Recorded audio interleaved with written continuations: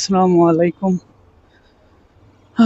আজকে একটা খুবই গুরুত্বপূর্ণ দিন। আমি আমার লাইফের অনেকদিন পর একটা টাফ ডিসিশন নিলাম। এই যে ক্যামেরাটা দিয়ে আমি ভিডিও করতেছি, সেটা আজকে কিনলাম।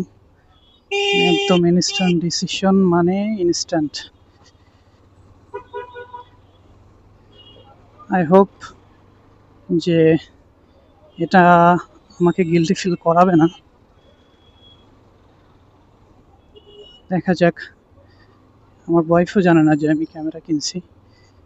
ওকে যে এখন যে বলবো, জানি না ও কীভাবে নিবে।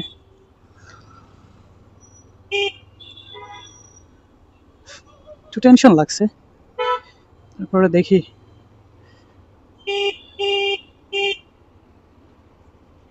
রাত্রেবেলা বাইক খুব কম চালানো হয়, এই জন্য একটু আনইজি লাগে মাঝে মাঝে। যেহেতু আমি নতুন বাইক চালাচ্ছি, ঢাকা শহরে তো কখনো বাইক চালাই নাই। আমি 18 নভেম্বর বাইক কিনছি।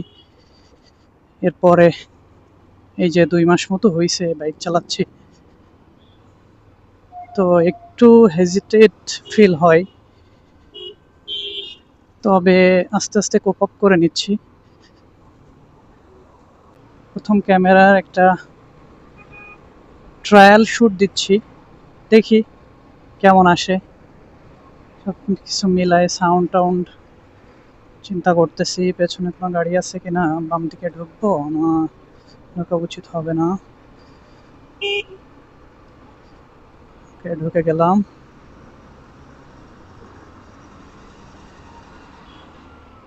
এই রে জ্যামটা লাগছে সামনে।